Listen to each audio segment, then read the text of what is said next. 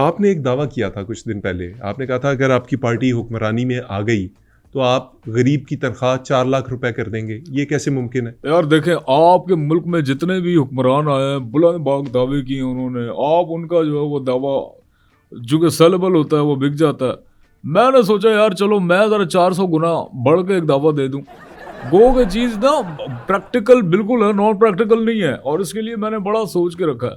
फी बंदा भी अगर हम लोग कमेटी डाल लें, अगर 100 रुपया भी देता है फी बंदा, तो मुल्क की आबादी देख लो उस हिसाब से फी बंदे मजदूर के जो है वो घर में तनख्वाह जाएगी, वो मैं दूंगा। लेकिन एक प्रॉब्लम आएगा जो उसको फेस करना पड़ेगा आम आदमी को। कैसा प्रॉब्लम?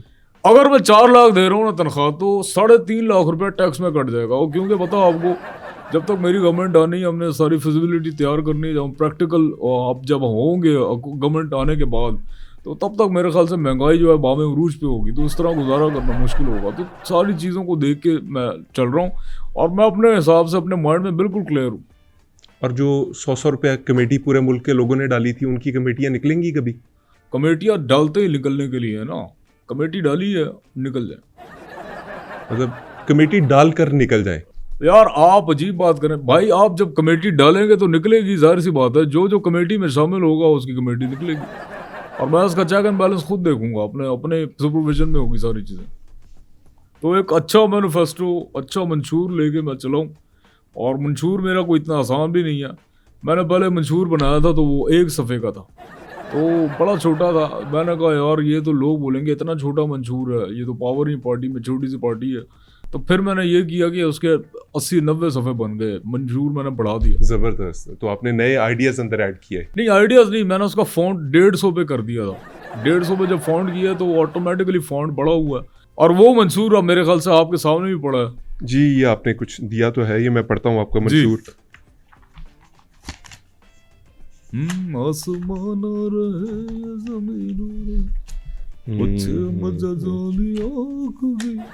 यार जवाद भाई, ये एक पेज के ऊपर सिर्फ साइकिल क्यों लिखा हुआ है? यार देखें, वो असल में आगे इसमें लिखा हुआ है, ये आपको मुझे पता है मायूब लग रहा होगा, वो फॉन्ट बड़ा है ना। असल में साइकिल जो है वो आपको लग रहा होगा, इसके आगे मैंने लिखा है साइकिल हर बंदा चलाएगा। यार ये वैसे फॉन्ट बड़ा करने वाला आइडिया इतना अच्छा नहीं था। मतलब मुल्क के कम से कम कोई 2-3 लाख रुपए तो आपके मंशूर के इस कॉपी के ऊपर लग गए हैं। नहीं मामला तो देखे ना, एक जमात के फंड्स भी हैं और खर्चे भी हैं, अखराजात हैं, इलेक्शंस आएंगे उसके अंदर भी सारी चीज़ें करनी पड़ेंगी, तो आउट ऑफ द बॉक्स जाके वो चीज़ें मुझे करनी पड़ रही हैं। अच्छा, मंशूर की बात हुई है तो फिर मंशूर पे बात कर लेते हैं। मुल्क के अंदर एक तनकीद होती है कि हुकूमतें जो है वो इम्पोर्ट एक्सपोर्ट्स को कंट्रोल नहीं कर पाती।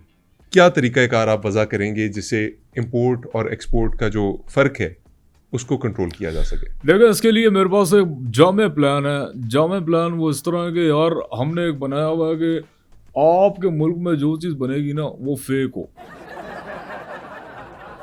हमारा जो डेफिसिट है उसको कैसे कंट्रोल करेंगे? आप पाकिस्तान के अंदर, अभी आपने बात की कि आप मुल्क में फेक्स बनवाएंगे, चीज़ें सारी जो इंटरनेशनल आती हैं पाकिस्तान के अंदर उनको फेक्स बनवाएंगे। अच्छा, फेक्स मैंने अगर जिक्र किया ना, तो नॉट दैट वाला फेक, फेक अच्छे वाला मैंने वो आपको बताया। अच्छे वाला फेक क्या अच्छे होता वाला है? फेक, अच्छे वाला फेक क्या होता है? अच्छे वाला ये होता है जैसे अब एक इन्विक्टस का एक डब्बा आता है परफ्यूम का, वो 1,20,000 का ओरिजिनल, हम उसकी कॉपी बना लेंगे, वो जो कि 2,500 में आपको मिल जाती है और सेम रिजल्ट देता है। अच्छा, ऐसे ही हर चीज़ की, मतलब कोई चॉकलेट अगर बाहर से इंपोर्ट होती है हम जाली चॉकलेट बनाएंगे, इसी तरह हम अगर बाहर से कोई दवाई आती है तो हम जाली दवाई बनाएंगे। आप ये कहना चाह रहे हैं? देखें, ये सारी बातें आपका सवाल अपनी जगह ठीक है। देखें, इतनी फेक्स की जब बहुतात होगी ना, तो इतने ब्रांड्स के ऑप्शंस लोगों के पास आ जाएंगे, वो जो ओरिजिनल ब्रांड्स है ना वो उससे हट जाएंगे, वो सारी यही चीज़ें खरीदेंगे क्योंकि वो कंफर्टेबल होंगे इस चीज़ में और वो आदी हो जाएंगे इस चीज़ को। तो हमें हमारी बरामदात भी ठीक हो जाएंगी, दरामदात भी ठीक हो जाएंगी। हमारा डॉलर, अब आपको सवाल होगा कि डॉलर हमारे यहाँ पे ऊंचा, उसका भी मैं आपको हाल बता दूं जो मैंने सोच के रखा हुआ कि डॉलर का जो कदर है उसकी, वो हमने नीचे लेके आनी है। उसका वो कैसे लेके आएंगे? देखें, इसका सिंपल तरीका, हमने डॉलर लेना है, डॉलर के साथ हमने पाउंड भी रखना है। अब डॉलर पे तस्वीर किसकी है? जॉन विक की, मर्द है। जॉन विक की नहीं से जॉर्ज वॉशिंगटन की तस्वीर होती है आई गेस। अच्छा, जॉर्ज वॉशिंगटन नाम है उसका, मैं जॉन विक कहता था उसको, मेरे दिमाग में फिल्म चल रही है। अच्छा, उसके साथ आप नोट रखेंगे पाउंड, बरतानवी। उस बरतानवी पाउंड पे किसकी तस्वीर होती है? उनकी मलिका की की होती है। अब डॉलर और जो पाउंड है, इस तस्वीर को हम रख देंगे अलमारी में और ताला लगा देंगे। ताला लगा के अब चूंकि देखें मर्द और औरत एक ही अलमारी में बंद है, यानी डॉलर और पाउंड और तस्वीरें बनी हुई है मर्द औरत की, उस पर पीछे से हमने पुलिस को बुला के छापा मार देना। जब छापा मारेगी पुलिस, जब खोलेगी तो डॉलर शर्मिंदा होगा क्योंकि वो पकड़ा जाएगा, डॉलर पाउंड के साथ होगा। तो इस वजह से डॉलर जो है वो शेम फील करेगा, उसको अपनी कदर गिरती हुई नजर आएगी और बाकायदा गिरेगी भी। तो ये एक मेरे पास एक प्लान है, जामे प्लान है। दूसरा IMF का लोन है। एक सेकंड। अब जो नए पाउंड्स आ रहे हैं उनके ऊपर शायद उनके किंग की तस्वीर है, इसमें क्या करेंगे? अब तो खातून खत्म हो गई इस पूरे वाकये के अंदर से, तो डॉलर की कीमत कैसे गिराएंगे? नहीं तो फिर ठीक है ना, हमारे माशरे में तो और भी शर्म वाली बात है कि 2 बंदे एक ही जगह से पकड़े गए हैं, और अगर ज्यादा आपको इसमें प्रॉब्लम आ रही है तो हम पाउंड का नोट जो है ना वो उल्टा कर देंगे, सिंपल सी बात। वो सारी चीज मैंने सोची हुई है। जवाद भाई अभी आपको ना टेस्ट कर लेता हूं मैं, ये जो आपने खारजा पॉलिसी बनाई हुई है ना, जो आपके ये सारे तरीकाकार है। नहीं, मैं देखें, मैं सिंपल सी बात बताऊं, मैंने कोई दावे नहीं करना, मैंने बड़ी बड़ी बड़के नहीं मारनी, मैंने बड़ी बड़ी बातें नहीं करनी, मैंने करना प्रैक्टिकल। और मैं वैसे भी अपनी लाइफ में एक प्रैक्टिकल इंसान हूँ, और मुझे आई डोंट केयर कि कोई जमात मेरे बारे में क्या कहती है, कोई क्या कहता है। Let them speak, let them say about myself. Jawad भाई ये बताएं, IMF एक बहुत बड़ा शिकंजा है जिसने पाकिस्तान को जकड़ा हुआ है। हमारे बहुत से जो मसाइल हैं हम समझते हैं कि IMF की वजह से हैं। हमारी जो बिजली की कीमतें हैं, तेल की प्राइसेस हैं, और भी बहुत सी चीजें वो IMF कंट्रोल करता है। सारा उसके साथ लिंक्ड है ना। उसे कैसे आप जान छुड़ाएंगे? हमें अगर पैसे चाहिए और IMF से भी बचना है तो क्या करेंगे? अच्छा, आप आइडिया सुन ले। देखिए, ये आइडिया मैंने अपने लिए रखा था लेकिन चूंकि अब मैं देखें गवर्नमेंट को मुश्किलात तो हैं, मैं उसके लिए हल मैं दे रहा हूँ। अब इससे आप अंदाज़ा लगा रहे हैं मेरे दिल में कितनी एक पाकिस्तान की तरक्की के लिए एक मुहब्बे वतनी है। बेशक। तो मैं ये आइडिया दे रहा हूँ, आपने IMF में 2 लोग भेजने।